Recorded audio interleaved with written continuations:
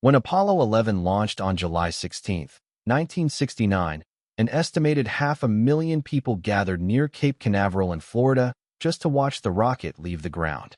Hundreds of millions more watched on television. For those people, it looked smooth. It looked powerful. It looked like America was simply doing what America always did, winning. But the people inside NASA knew something very different. They knew that the mission had already come close to ending before it even started. They knew that the technology they were using had never been tested in the way it was about to be tested. They knew that the moon itself was a mystery. And they knew that if something went wrong, 3 men would die alone in space, and there was nothing anyone could do to save them. The story that the world saw was carefully controlled. NASA was not hiding things out of dishonesty. They were hiding things out of necessity. If the full truth had been known, if every problem, every fear, every near disaster had been broadcast live, the panic would have been enormous. So the world saw confidence. Behind the scenes, there was something closer to controlled chaos. Most people assumed the launch of Apollo 11 was perfect. It was not. Just hours before liftoff, engineers discovered a serious problem. There was a leak in a hydrogen valve located about 60 meters up in the third stage of the Saturn V rocket. Liquid hydrogen is stored at -252 degrees Celsius. At that temperature, it constantly turns from liquid into gas. The valve that was leaking was the one responsible for keeping the fuel tank completely full as the fuel boiled away. Without that valve working properly, the rocket would not have enough fuel to complete the burn that would send it toward the moon. The leak was so bad that it could have caused an explosion. Engineers immediately stopped loading fuel and drained the lines. A small team of 3 technicians was sent up to fix it manually. They were 60 meters in the air, working in freezing conditions, while the astronauts were boarding the spacecraft just 30 meters above them. Time was running out. They tightened every bolt they could reach, but the leak did not stop.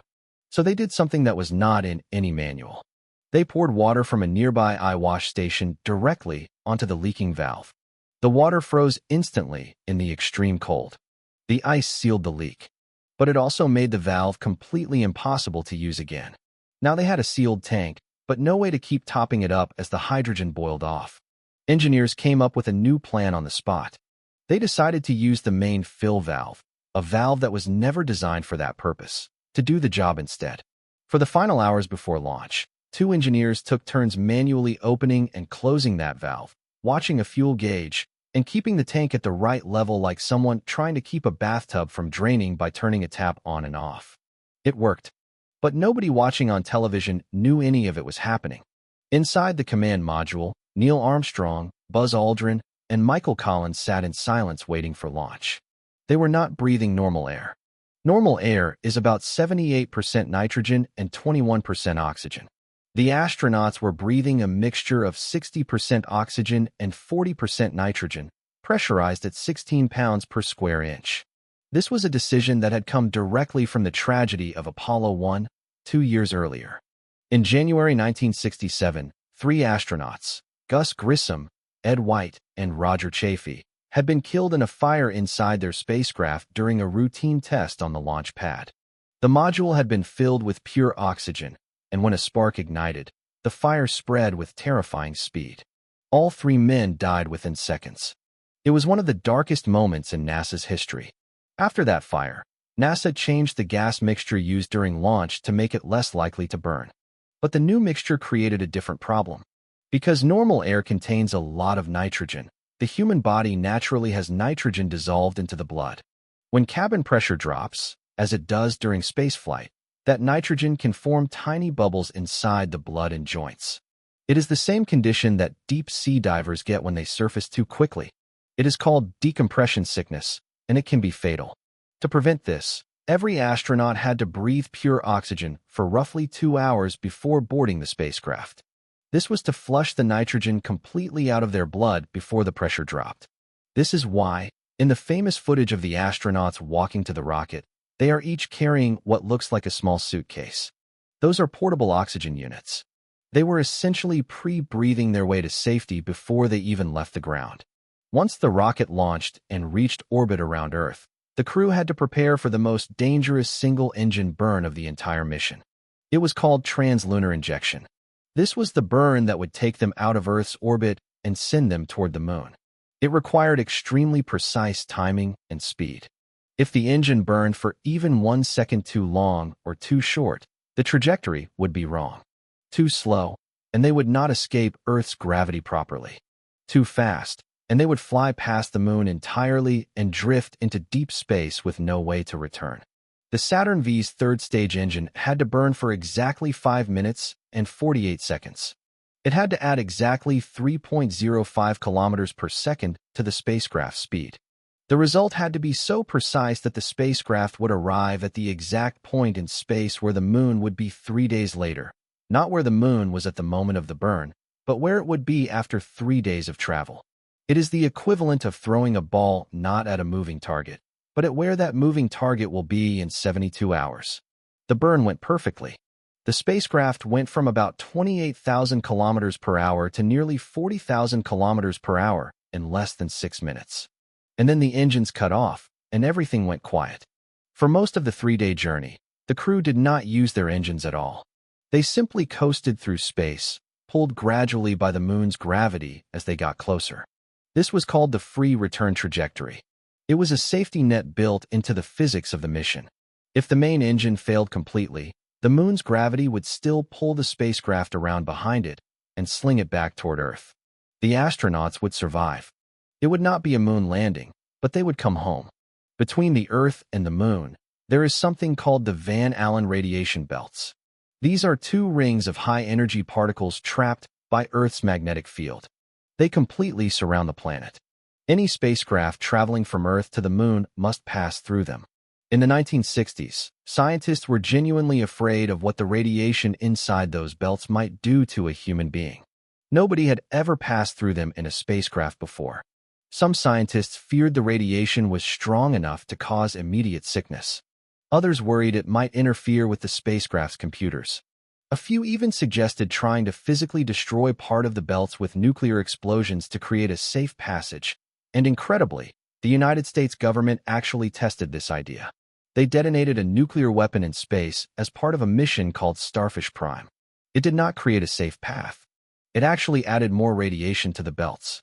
NASA's solution was geometry and timing.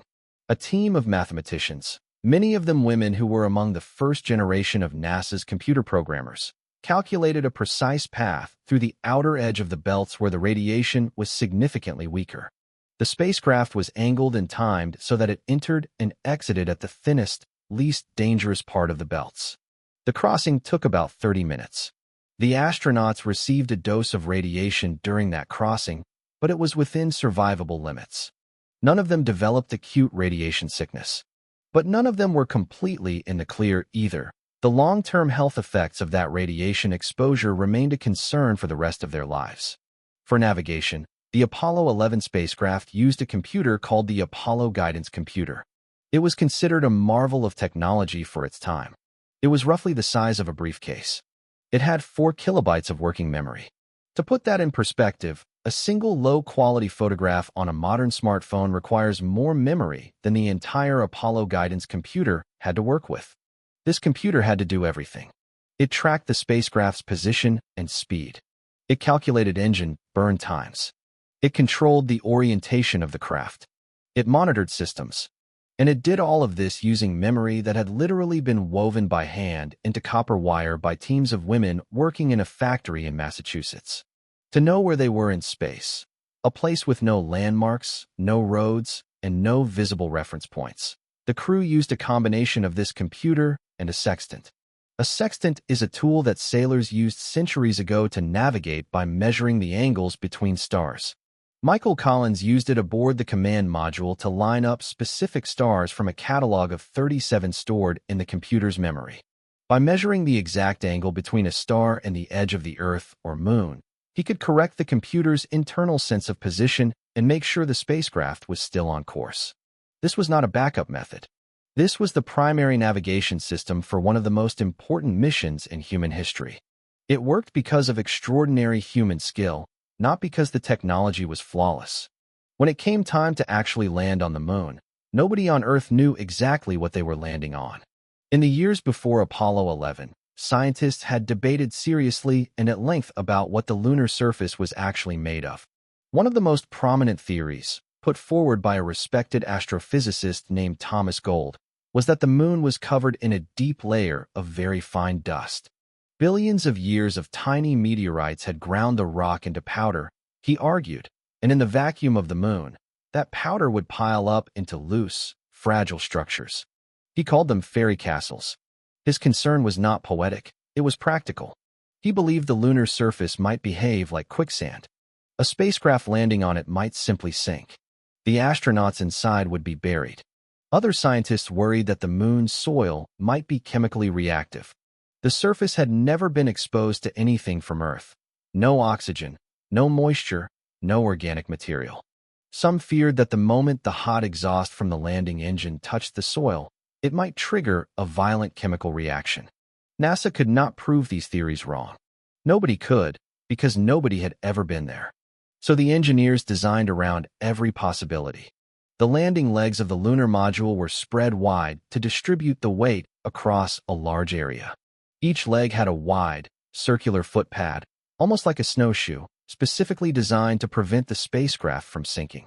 Hanging beneath 3 of those footpads were long metal probes, like thin antennae, that extended about 1.5 meters below the footpads themselves. The moment one of those probes touched the surface, a blue light would turn on inside the cockpit. That was the signal to immediately cut the engine. If the engine kept burning after touchdown, the pressure building up beneath the spacecraft could cause an explosion. Everything about the design of the lunar module said, "We do not know what is down there, so we are ready for the worst." At 1:44 in the afternoon on July 20th, 1969, Neil Armstrong and Buzz Aldrin climbed into the lunar module, which they had named Eagle, and separated from the command module, where Michael Collins would wait alone in orbit. They began their descent. It took 12 minutes. Those 12 minutes contained more genuine emergencies than most people experience in a lifetime. Those 12 minutes contained more genuine emergencies than most people experience in a lifetime. As the Eagle emerged from behind the moon and began its descent, Armstrong noticed they were passing landmarks 3 seconds early. 3 seconds does not sound like much, but at their speed and altitude, 3 seconds meant they were going to land nearly 5 kilometers away from their intended landing site, in an area full of large boulders and craters. Then, at about 9 kilometers above the surface, an alarm went off. It was called the 1202 program alarm. The computer screen flickered. A yellow warning light lit up. The computer was being overwhelmed with data from a radar system that was sending information the computer had not been asked for and did not need. The processor was filling up. It was starting to restart itself mid-descent. Back in Mission Control in Houston, a 26-year-old guidance officer named Steve Bales had to make a decision in seconds. The alarm meant the computer was struggling, but it did not mean the computer had failed. The software had been designed to handle exactly this kind of overload. It would automatically drop low-priority tasks and keep running the ones that mattered. Bales knew this. He told his team to keep going. He called go for landing. The descent continued. The computer kept restarting and recovering. The alarm kept sounding, and the Eagle kept falling toward the surface. At about 150 meters above the ground, Armstrong looked out the window and saw that the landing site directly below them was a crater roughly the size of a football field, covered in jagged rocks. Landing there would tip the spacecraft over. It would mean certain death. Armstrong took manual control. He tilted the Eagle forward and flew it horizontally, skimming slowly over the surface, looking for a flat patch of ground. Aldrin kept calling out their altitude and descent rate. Every second Armstrong spent searching for a safe spot was a second of fuel burned. Then a new warning appeared. The fuel gauge was reading low. The fuel was sloshing around in the tank because of the way Armstrong was flying, and the movement was triggering the sensor. Houston called out 60 seconds. That meant 60 seconds of fuel remaining before they would have to abort. If they aborted, they would fire the ascent engine and climb back up to orbit. If they could not abort in time, they would crash. 30 seconds. Armstrong was still flying over rocks. Then the surface flattened. He brought the Eagle down. The descent engine kicked up a thick curtain of dust that made it impossible to see anything through the window. Armstrong could not tell how far from the ground he was. He watched the blue contact light probes, waiting for one to touch the surface and light up the cockpit. The blue light came on. Armstrong cut the engine. The Eagle settled onto the moon with approximately 25 seconds of fuel remaining. Tranquility Base here. The Eagle has landed. While Armstrong and Aldrin were on the surface, Michael Collins was doing something that no human being in history had ever done and few people think about. He was alone. Not in the way that a person is alone in a house or in a field. He was alone in a way that has never been matched before or since. Collins orbited the moon in the command module, called Columbia, every 2 hours. For about 48 minutes of every orbit, he passed behind the far side of the moon. During those 48 minutes, the moon's entire mass blocked all radio communication between him and Earth. He could not talk to Houston. He could not talk to Armstrong and Aldrin. He was completely cut off from every other human being on or off the planet. He later wrote that during those periods, he did not feel loneliness in the way most people imagine.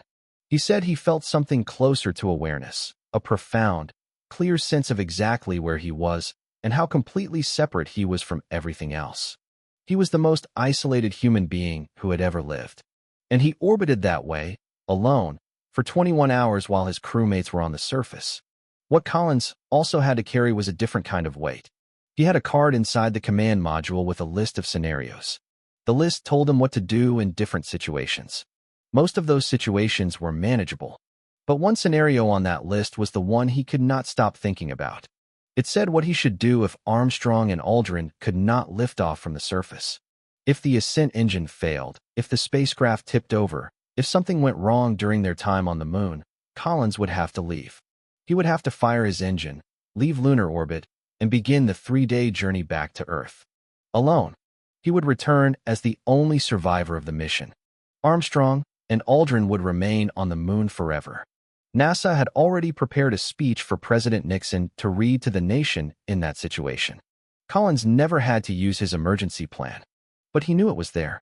And he thought about it every single time he passed behind the moon and lost all contact with everyone he knew. Armstrong and Aldrin spent about 2.5 hours walking on the surface. They collected rock samples. They planted a flag. They set up scientific instruments. They spoke to President Nixon by radio. And then they climbed back into the Eagle to prepare to leave. Before they could leave, Aldrin noticed something on the floor of the cabin. A small switch had broken off. It was a circuit breaker switch. Specifically, it was the switch that armed the ascent engine, the engine that was the only way off the moon. Without that switch being in the correct position, the engine could not be activated. There was no spare. There was no workaround built into the system for this specific failure. The switch was broken and the piece of it was on the floor. Aldrin picked up a felt-tip pen from his flight suit pocket. He pushed the broken stub of the circuit breaker in with the tip of the pen. It made contact. The circuit closed. The ascent engine was armed. They launched successfully and rose to meet Collins in orbit above. The entire Apollo program, billions of dollars, 500,000 workers, 8 years of effort, was saved by a felt-tip pen. People sometimes ask whether the moon landing was worth it. They ask whether the money should have been spent elsewhere. They ask whether it was just a performance in the Cold War between the United States and the Soviet Union. These are fair questions. But what the mission actually proved went beyond politics and beyond national pride. It proved something about the nature of human effort when it is organized around a single, specific, almost impossible goal. The 400,000 people who worked on the Apollo program were not all geniuses. Most of them were ordinary engineers, mathematicians, welders, seamstresses, programmers, and technicians. What made them extraordinary was not individual brilliance, but collective precision. Each person had one job. Each job had to be done exactly right.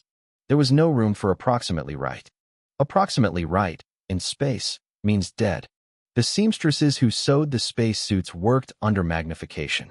A single thread out of place in the wrong layer of the suit could mean a pressure failure that would kill an astronaut in seconds. The women who wove the computer memory by hand made sure every single connection was correct, because one wrong connection in 60,000 could mean a navigation failure at the worst possible moment. The engineers who designed the circuit breakers did everything right. Except they could not predict that one would be bumped and broken by a boot on the surface of another world. The mission worked because human beings, when given clear enough goals and enough trust in each other, can do things that seem genuinely impossible. That is the truth about the first moon landing. Not that it was easy, not that it was flawless, not that it was inevitable. It worked because people refused to accept that it could not work, and then they did the hardest, most careful, most precise work of their lives to prove themselves right. Every generation since 1969 has had to be reminded that the moon landing actually happened. There are people who do not believe it. There are people who think it was filmed in a studio, that the footage was faked, that the whole thing was an elaborate deception. This is one of the most thoroughly debunked conspiracy theories in history, and yet it persists.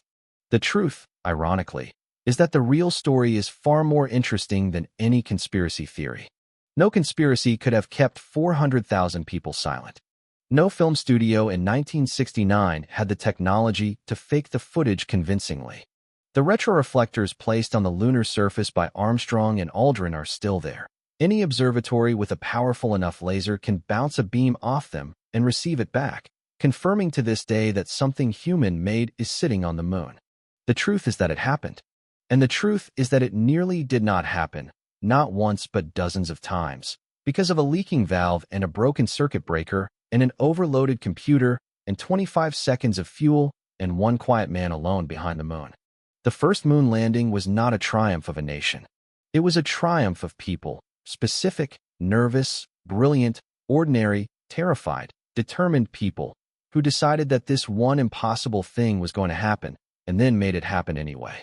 That is the truth about the first moon landing, and it is far more extraordinary than the version most people know.